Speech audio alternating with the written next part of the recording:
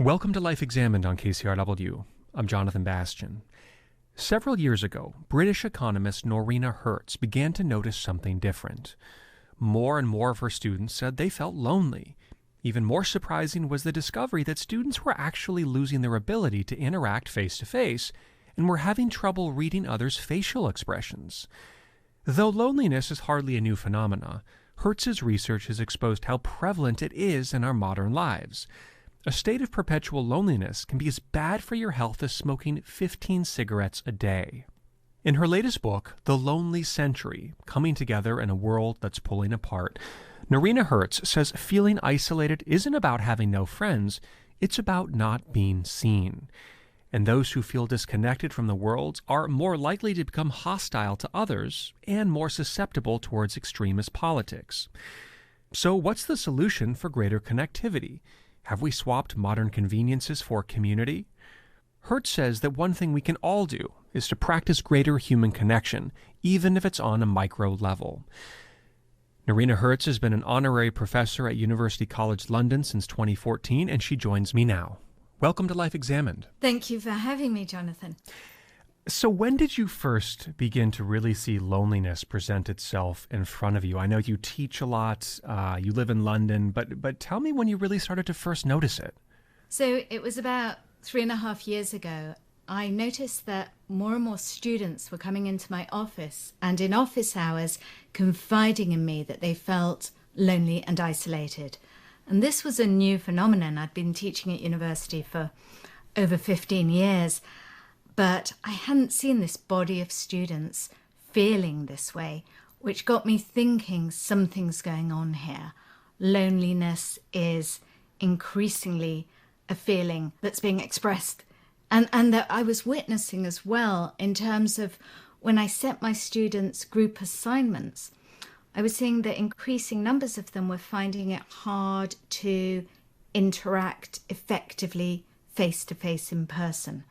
Because they were spending so much time on their screens and really finding face-to-face in-person interaction challenging. And I raised this with a colleague, somebody who runs one of the US's most prestigious universities, and he said to me, we're seeing exactly the same thing here. In fact, here it's so bad, we're having to run remedial how to read a face in real life classes for our incoming students because they really, in a room, can't read people's expressions, which was quite astounding.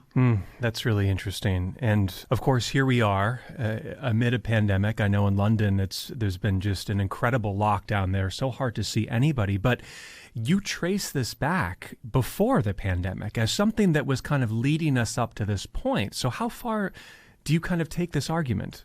So we really had built a lonely world way before the pandemic struck. Even before the pandemic, 1 in 5 Americans said that they felt lonely always or often. 1 in 5 millennials said that they didn't have a single friend, which is quite a figure. And this is before the pandemic. The pandemic has inevitably made this significantly worse.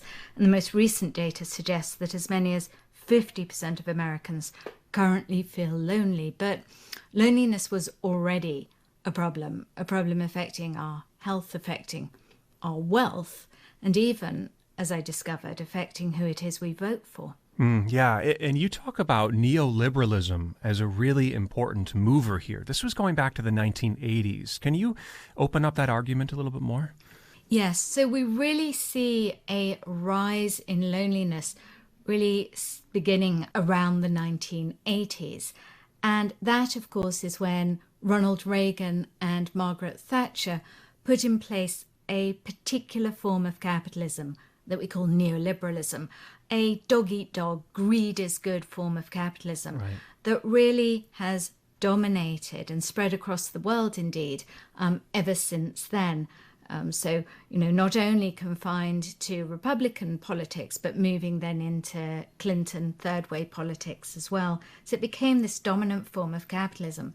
And why it engendered greater loneliness, I argue, is for a number of reasons. First, because it presided over an era of ever-growing wealth and income gaps and asymmetries. And it's not that the rich can't be lonely, they also can be. But we do know that if you're on a low income or if you're unemployed, you are more likely to be lonely. But it also created a sense for considerable numbers of people that they had been forsaken, forgotten, that they were invisible, unseen. And loneliness isn't just about feeling that you're disconnected from your friends and family and uncared for by them. It's also about feeling disconnected from your fellow citizens, or indeed from your government or your employer, about feeling unseen or invisible. And so neoliberalism playing a role there. And then also importantly, playing a role in today's loneliness crisis because of what we might think of as a neoliberal capitalist mindset, in which we came to see ourselves as competitors, not collaborators, as hustlers, not helpers, where we came to valorize as a society qualities like hyper-competitiveness at the expense of qualities like caring for each other and compassion, a time in which we became increasingly individualistic. And Jonathan, you even see this in pop song lyrics, right, which since the 1980s, we see words like we, us, and our increasingly supplanted by words like I, me, and my. So a self-interested, self-focused world and mindset was inevitably, I argue, going to beget a lonely one. Isn't that interesting? I have noticed that change in pop culture. And I think there's something also in the parenting philosophy that we saw out of the 80s and 90s, a certain emphasis on the uniqueness of every child, which is, of course, a beautiful thing. We want everybody to blossom into their unique being. But I think it's, again, this emphasis on the individual less so than on the community. Would you agree with that?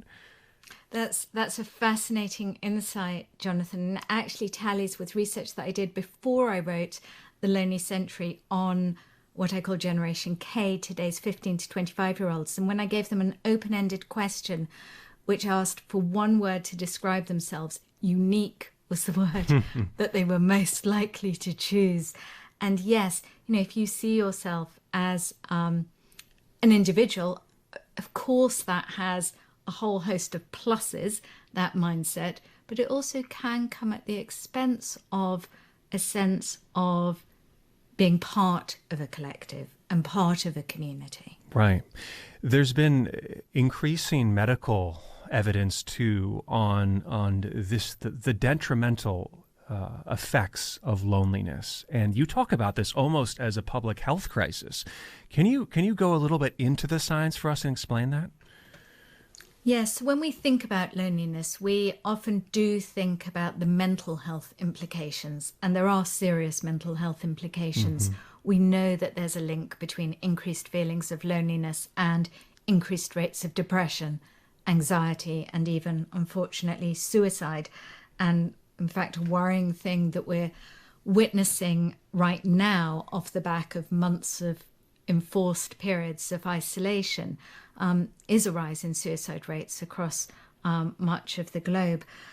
But loneliness is also something that affects our physical health, and this is less discussed. And why it does so is because essentially we're creatures of togetherness. We are hardwired to connect. We're not designed to feel lonely. In fact, we're designed not to do something when we feel lonely, to react. So what happens when we feel lonely is essentially we go into fight or flight mode. Our blood pressure goes up. Our levels of cortisol, our stress levels in our body go up. Our pulse goes up. Our pulse rate goes up. All of these signaling to our body, don't stay alone. Go and find your tribe. Go and find people to hunt and gather with. Being lonely is not your natural state. The trouble is that in contemporary life, many of us remain in this state of loneliness for days or weeks or months. And that protracted state of loneliness means that we're in a protracted state of fight or flight, high alert, which is very bad for our health. If you're chronically lonely, you have a 29% higher chance of getting heart disease, a 32% chance of getting a stroke. You're 64% more likely to get dementia. And in fact, you're 30% more likely to die prematurely.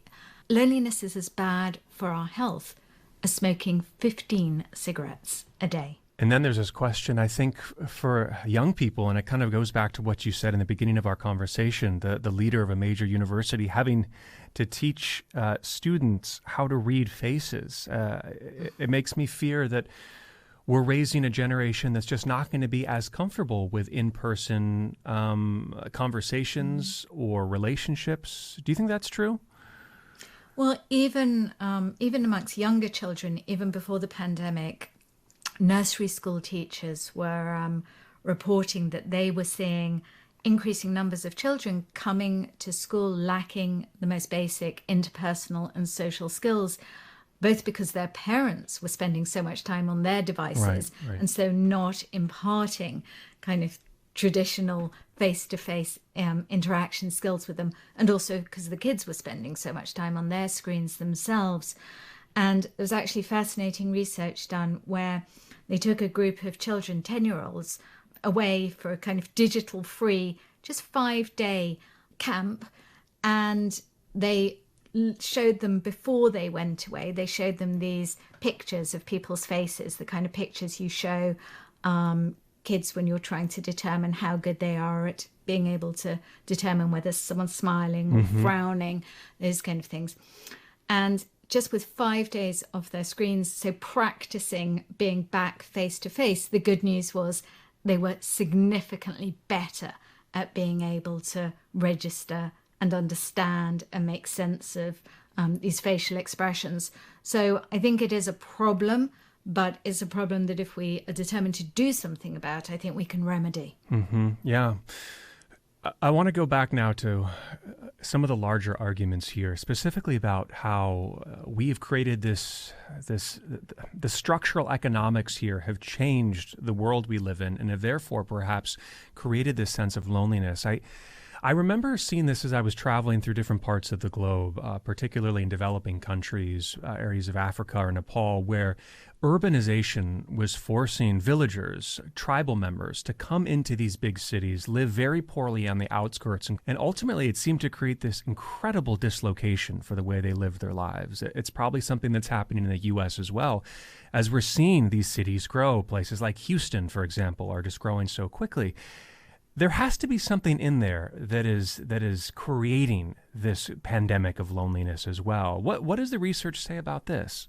For sure. I have a whole chapter that looks at the loneliness of the city. And, of course, people can be lonely in rural communities too, but there is a distinct nature of loneliness within the city. It's partly because a matter of scale, that there are just so many people around you that it's easy to have that phenomenon of feeling very lonely in a crowd when people are rushing by you, not even looking at you. In the US, of course, so many cities built primarily for cars rather than people, so you might not even have people physically walking by you because they're just driving by you. So and that sense of kind of not being able to look people in the eyes, I think, is a big deal. That the pace of cities is not conducive to people, saying hello to you when they do pass you by, or smiling. In fact, the richer a city, the faster people walk in a city, which I find a fascinating stat. And the denser a city, the less civil to each other their citizens tend to be. But cities also are playing a role because, and this isn't only in cities, but we see this particularly perhaps in cities, where what I think of as the infrastructure of community has been seriously depleted, really ever since 2008 and the financial crisis. So by which I mean public libraries, public parks, youth centres, community centres, elderly daycare centres, public spaces where people can actually come together, increasingly underfunded. In the United States, public libraries have seen a 40% reduction in federal funding since 2008. And people need physical spaces if they are to come together and be together, but also if they are to learn how to be together. Because it's in these public spaces that in many ways we learn the skills that underpin what we might think of as inclusive democracy, where we learn how to get on with people, different people to us, where we learn how to be polite and civil and reciprocal. Yeah. It's interesting. You describe it almost like it's a muscle that has to be used, something that has to be practiced. Even if it's in us, this is something that we need to work at, right? Yes, we need to practice inclusive democracy. We need to practice community. It's in New York City, I believe, that I think one of the most interesting stories of your book it takes place. It describes how you went about something called renting a friend, a burgeoning business, I take it. Can you explain a little bit about this? It highlights something that I think is pretty interesting. Yes, so I had in my research discovered that, yes, you can rent friends. And when I was in New York, I rented Brittany. Brittany was a 23-year-old Ivy League grad. I was a bit worried before I met up with her, not knowing if this was something untoward and if friend was covert speak for something else, but it wasn't. And I met her at a cafe in downtown Manhattan. We drank matcha tea together. We went to McNally's, one of my favorite bookstores in downtown Manhattan, and looked at books. We went into a clothes shop and tried on sunglasses and hats. And it was kind of like, obviously not being with an old friend, but kind of like being with a new friend, somebody who you just clicked with and was having fun with. I mean, of course, it was only afterwards that I thought, no wonder it felt really good. She was laughing at all my jokes. Of course she was. Sure. But it was strange when standing in Urban Outfitters, she turns around to me and says, "Time's up. That'll be $120, wow. please." Yeah. But I think, Jonathan, it speaks to a broader phenomenon. First of all, I think what was really interesting about this was that when I asked her who her clients were, she said typically 30 to 40-year-old professionals, women as well as men, people who worked in finance, tech, consulting, had moved to the city, again speaking to the loneliness of the city, didn't have support systems, didn't have friends there, and just wanted someone to go and hang out with, and have a coffee with, go to a movie with, which is, it's a sad state of affairs that people are having to buy friendship. But on the other hand, it also alerted me to what I came to call the loneliness economy, an entire economy that has sprung up, and that had sprung up even before the pandemic, to help alleviate people's sense of loneliness and deliver friendship, connection, and even at times community. And I found it really fascinating that the market had seen an opportunity here and was stepping in this way, whether it was through renting a friend, or you can pay to be cuddled. In Los Angeles, I paid to be cuddled, or through technology, of course, through things like social robots, which is, already before the pandemic was a growing sector. In Japan, for example, elderly women will often knit bonnets for their robot carers who they've become so attached to. Yeah. And there's, if I have this right, there's also examples, I think in China, you can rent a wife. In Japan, I've heard of stories of renting a family. This is all over the world. Yes, and the website actually has where I found Brittany, had over 620,000 friends to rent all across the world. But loneliness is a global phenomenon. That's the fascinating thing. It's not exclusively a Western phenomenon, although the more individualistic a society is, the more likely its citizens are to feel lonely. And I think one thing about the story that really catches my attention is the fact that you said that the clientele were people in their 30s and 40s, because automatically I think we tend to imagine lonely people as older people that maybe have lost a partner or isolated in a big house or a small space, whatever it is. But these were people kind of in the prime of their lives in these powerful careers, and yet the one thing they couldn't have was meaningful social interaction, which is profoundly sad. Yes, and in fact, the young are the loneliest generation. So, if we're talking about, in fact, even younger than those 30 to 40-year-olds, if we're talking about 18 to 24-year-olds, for example, they're actually the loneliest and initially surprising. I was going to say, can you just tell us a little bit more about the demographics of loneliness, what you've learned doing this research? Yes. So we know that the young are the loneliest. We also know that people on low income and the unemployed are disproportionately lonely. We know too that during the pandemic, 3 groups have become even lonelier, or especially lonelier. Everyone's become lonelier, with 50% roughly of Americans at present lonely. But certain groups have become disproportionately even lonelier, and that's the young again, people on low income again, and also women. Women, really? Yes. Why is that? Yes. So I think unpacking it, a few reasons are at play. First of all, unfortunately, we've seen a rise in domestic abuse during the pandemic, and there's nothing lonelier than being in an abusive relationship, of course. But also because this pandemic has been a gendered pandemic in terms of the economic ramifications. More women are losing their jobs. More women are out of work, and we know that unemployment and loss of income and low income is associated with loneliness. And also because loneliness is about feeling powerless, unseen, unheard. And the other thing we've learned through this pandemic is that women have typically at home been the ones who've had to carry the brunt of dealing with childcare and housework alongside their jobs.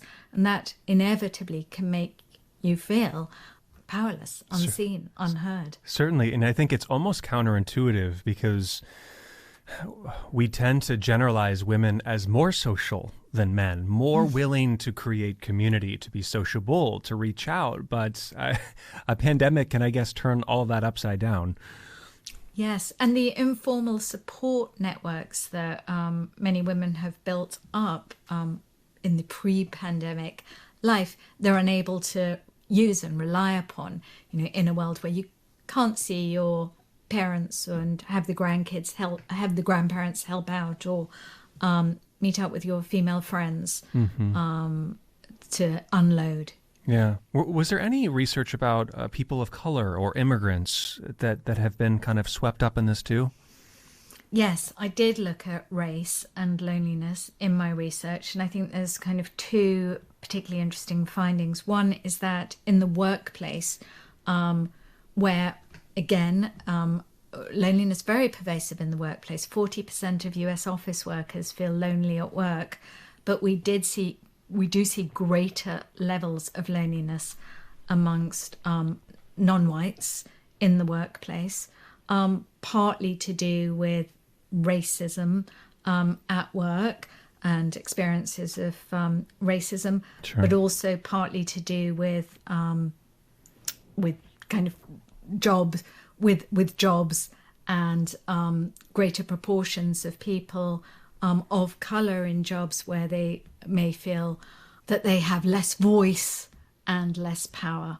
I think the other thing around race that is interesting to note is actually around white working class men. So a group who feel perhaps newly lonely, and so feeling lonely in the sense that this is a group that historically might not have felt lonely, might have felt that they had the brotherhood of the workplace and a standing and a status within their community, but feeling today that they are lacking that.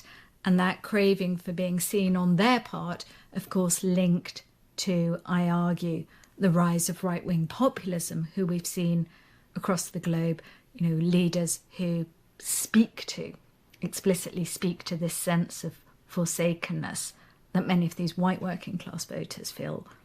Yeah, you make some really fascinating arguments in this book about the rise of populism, the connection to loneliness, and I wonder if there's just anything else you'd like to add to that, because one thing I know your book does so well is it expands our notion of loneliness beyond just the idea of kind of feeling lonely in your room and having no one to talk to, but how we feel also disconnected from governments, from systems around us as well. Yes, for me, loneliness is political, economic, as well as personal. Mm-hmm. Its drivers, are many, but loneliness is about feeling disconnected, whether it is from those closest to you or from these bigger institutions, about feeling uncared for, whether it is by those around you or by your employer or the state. Yeah. Yes. Well, just to keep on the economics here, because you talk about the rise of contactless companies and how it's something we've come to rely on, especially in the pandemic, DoorDash, things like that. But this was something that was present before. And I think my mind was that this was kind of innocuous. It was a time-saving mechanism in a busy world.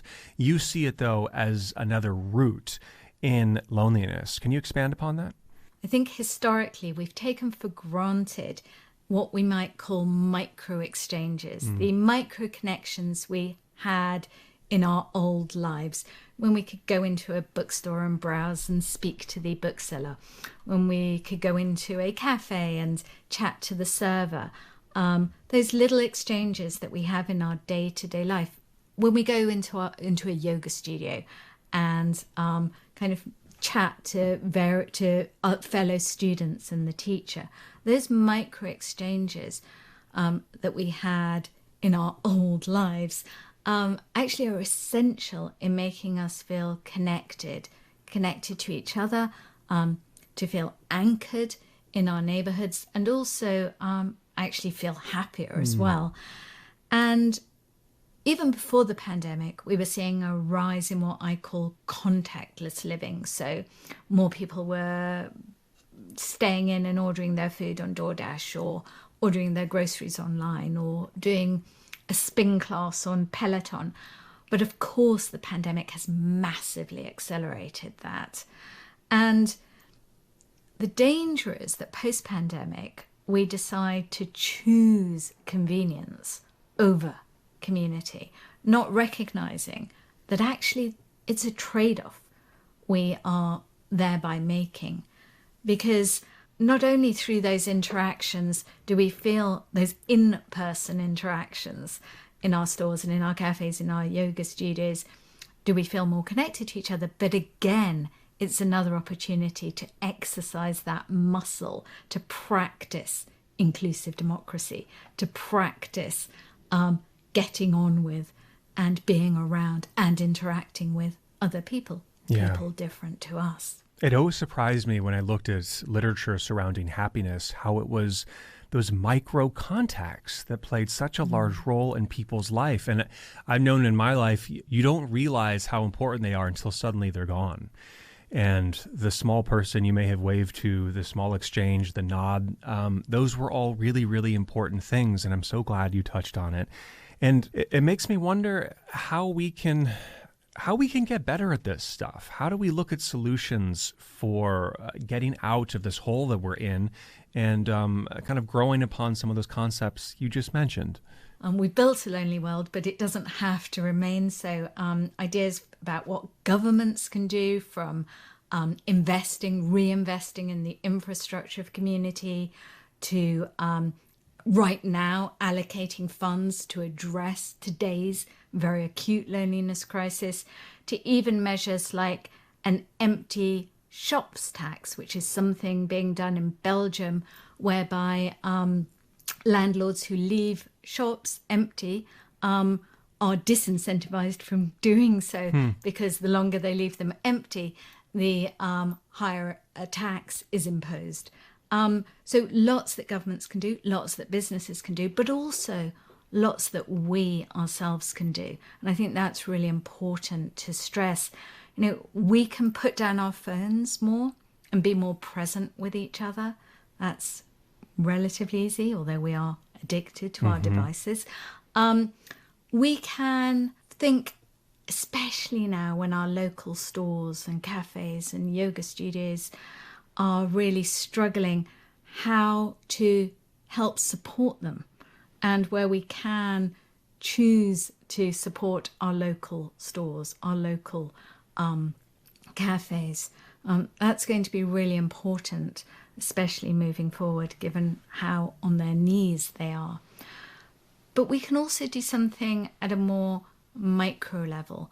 We can think about whether there's anyone in our own networks who might be feeling lonely right now. And if there is, pick up the phone, give them a call, send them a text. If you can meet them for a socially distanced meetup, do so. Because just showing someone that you're thinking of them, that you care, that they're visible to you, can make a huge difference to how they feel. And you know what? It'll make you feel more connected too. Well, Noreena Hertz, thank you so much for the time today. This has been a really fascinating conversation. I appreciate your insight. Thank you so much for having me on. Noreena Hertz is an economist and the author of The Lonely Century, Coming Together in a World That's Pulling Apart.